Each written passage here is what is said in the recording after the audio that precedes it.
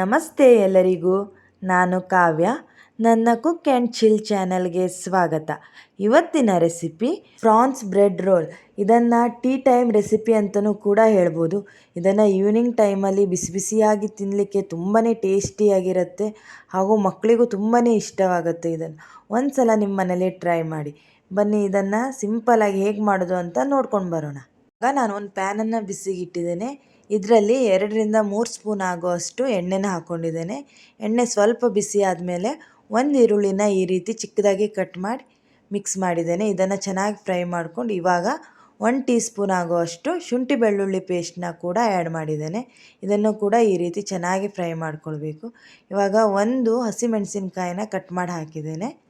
ಜೊತೆಗೆ 1 ಟೊಮೆಟೊ ಹಣ್ಣನ್ನು ಈ ರೀತಿ ಚಿಕ್ಕದಾಗಿ ಕಟ್ ಮಾಡಿ ಹಾಕಿದ್ದೇನೆ. ಇದನ್ನು ಹಾಕಿ ಮಿಕ್ಸ್ ಮಾಡ್ಕೊಳ್ಳೋಣ. ಇವಾಗ ಸ್ಪೈಸಸ್ನ ಆ್ಯಡ್ ಮಾಡೋಣ. ಮೊದಲು 1 ಟೀ ಸ್ಪೂನ್ ಧನಿಯಾ ಪುಡಿ, ಅರಿಶಿನ ಪುಡಿ, ಗರಂ ಮಸಾಲ, ಖಾರದ ಪುಡಿ, ಜೊತೆಗೆ ಚಿಕನ್ ಮಸಾಲ ಈ ಎಲ್ಲವನ್ನು ಹಾಕಿ ಚೆನ್ನಾಗಿ ಈ ರೀತಿ ಒಂದು ಸಲ ಮಿಕ್ಸ್ ಮಾಡ್ಕೊಳ್ಬೇಕು.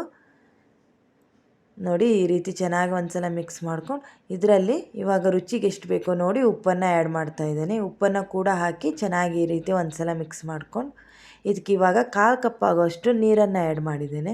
ತುಂಬ ನೀರಿನ ಅವಶ್ಯಕತೆ ಇಲ್ಲ ಇದಕ್ಕೆ. ಈ ಪ್ರಾನ್ಸ್ ಬೇಗನೆ ಬೆಂದುಬಿಡುತ್ತೆ. ಹಾಗಾಗಿ 1/4 ಕಪ್ ನೀರು ಹಾಕಿ ಚೆನ್ನಾಗಿ ಪ್ರಾನ್ಸನ್ನು ಹಾಕಿ ಈ ರೀತಿ ಮಿಕ್ಸ್ ಮಾಡಿಕೊಂಡ್ರೆ ಸಾಕಾಗತ್ತೆ. ನೋಡಿ, ನೀರೆಲ್ಲ ಈ ರೀತಿ ಕಡಿಮೆ ಆಗಬೇಕು, ಅಲ್ಲಿ ತನಕ ಫ್ರೈ ಮಾಡ್ಕೊಳ್ಬೇಕು. ಇದಾಗಿದೆ. ಕೊನೆಗೆ ನಾವು ಕೊತ್ತಂಬರಿ ಸೊಪ್ಪನ್ನು ಸ್ವಲ್ಪ ಮೇಲೆ ಹಾಕ್ಕೊಂಡು ಈ ರೀತಿ ಮಿಕ್ಸ್ ಮಾಡಿಕೊಂಡ್ರೆ ಸಾಕಾಗತ್ತೆ. ಇವಾಗ ಸ್ಟಫಿಂಗ್ ಕೂಡ ರೆಡಿಯಾಗಿದೆ. ಇವಾಗ ಬ್ರೆಡ್ ಸ್ಲೈಸಸನ್ನು ತಗೊಂಡು ಇದರ ಎಡ್ಜಸ್ಸನ್ನು ಈ ರೀತಿ ಕಟ್ ಮಾಡ್ಕೊಳ್ಬೇಕು. ನೋಡಿ, ಇವಾಗ ಒಂದು ಬೌಲಲ್ಲಿ ನೀರು ತಗೊಂಡು ಇದರಲ್ಲಿ ಈ ಬ್ರೆಡ್ ಸ್ಲೈಸನ್ನು ಡಿಪ್ ಮಾಡಿ ಇದ್ರ ನೀರನ್ನೆಲ್ಲ ಈ ರೀತಿ ಹಿಂಡ್ಕೊಳ್ಬೇಕು. ಈ ಬ್ರೆಡ್ ಸ್ಲೈಸ್ ಮೇಲೆ ನಾವು ಮೊದಲೇ ಮಾಡಿಟ್ಟಿರೋ ಅಂಥ ಸ್ಟಫಿಂಗ್ನ ಇವಾಗ ಫಿಲ್ ಮಾಡ್ತಾ ಇದ್ದೇನೆ. ಈ ಸ್ಟಫಿಂಗ್ನ ಹಾಕಿ ಬ್ರೆಡ್ಡನ್ನು ಈ ರೀತಿ ರೋಲ್ ಮಾಡಿಕೊಂಡ್ರೆ ಆಯಿತು. ನೋಡಿ, ಇವಾಗ ಒಂದು ರೆಡಿ ಆಗಿದೆ, ನಿಮ್ಗೆ ತೋರಿಸ್ತಾ ಇದ್ದೇನೆ. ಇದೇ ರೀತಿ ಎಲ್ಲವನ್ನು ನಾನು ಮಾಡಿಟ್ಟಿದ್ದೇನೆ. ನಾನು 1 ಬೌಲ್ ಆಗೋಷ್ಟು ಸೂಜಿ ರವೆನ ತೊಗೊಂಡಿದ್ದೇನೆ. ಇದರಲ್ಲಿ 1 ಟೀ ಸ್ಪೂನ್ ಕಾರ್ನ್ಫ್ಲೋರ್ನ ಮಿಕ್ಸ್ ಮಾಡ್ತಾ ಇದ್ದೇನೆ. ನೋಡಿ, ಈ ರೀತಿ ಮಿಕ್ಸ್ ಮಾಡಿಕೊಂಡು ಇವಾಗ ನಾವು ಅದನ್ನು ರೋಲ್ ಮಾಡಿಟ್ಟಿರೋದನ್ನು ಈ ರವೆಯಲ್ಲಿ ಈ ರೀತಿ ಸುತ್ತಲೂ ಹೊರಡಿಸ್ಕೊಳ್ಬೇಕು. ಅದ್ರ ಮೇಲೆ ಚೆನ್ನಾಗಿ ಅದು ಅಂಟ್ಕೊಳ್ಬೇಕು. ಆ ರೀತಿ ಚೆನ್ನಾಗಿ ಹೊರಡಿಸ್ಕೊಳ್ಳಿ. ಈ ರವೆಯಲ್ಲಿ ಉಳಿದಿರೋ ಎಲ್ಲ ರೋಲ್ಗಳನ್ನು ಕೂಡ ನಾನು ಇದೇ ರೀತಿಯೇ ಡಿಪ್ ಮಾಡಿ ಇಡ್ತಾ ಇದ್ದೇನೆ. ಇವಾಗ ನಾನು ಒಂದು ಬಾಣಲೆಯಲ್ಲಿ ಎಣ್ಣೆನ ಹಾಕಿ ಮೊದಲೇ ಅದನ್ನು ಬಿಸಿಗಿಟ್ಟಿದ್ದೇನೆ. ನೋಡಿ, ಇವಾಗ ನಾವು ಮಾಡಿಟ್ಟಿರೋ ಅಂಥ ಎಲ್ಲ ರೋಲ್ಗಳನ್ನು ಒಂದೊಂದಾಗೆ ಬಿಡ್ತಾ ಇದ್ದೇನೆ. ಗ್ಯಾಸ್ ಫ್ಲೇಮು ಮೀಡಿಯಮ್ ಇಟ್ಕೊಂಡೇ ಮಾಡಬೇಕು, ಇಲ್ದಿದ್ರೆ ಬ್ರೆಡ್ ಆಗಿರೋದ್ರಿಂದ ಅದು ಬೇಗ ಸೀದೋಗುತ್ತೆ. ನೋಡಿ, ಇವಾಗ ಒಂದು ಕಡೆ ಆಗಿದೆ. ಇವಾಗ ನಾನು ಇನ್ನೊಂದು ಕಡೆ ಟರ್ನ್ ಮಾಡ್ತಾ ಇದ್ದೇನೆ. ನೋಡಿ, ಇದು ಇವಾಗ ಆಗಿದೆ.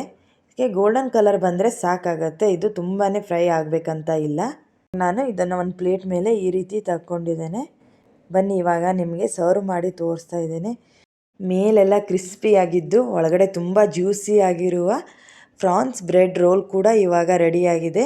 ಇದು ಚಳಿಗಾಲಕ್ಕಂತೂ ಹೇಳಿ ಮಾಡಿಸಿದಂಥ ರೆಸಿಪಿ. ಈವ್ನಿಂಗ್ ಟೈಮಿಗಂತೂ ಈ ರೋಲ್ಗಳನ್ನು ತಿಂತಾ ಇದ್ದರೆ ಎಷ್ಟು ತಿಂದರೂ ಸಾಕಾಗಲ್ಲ.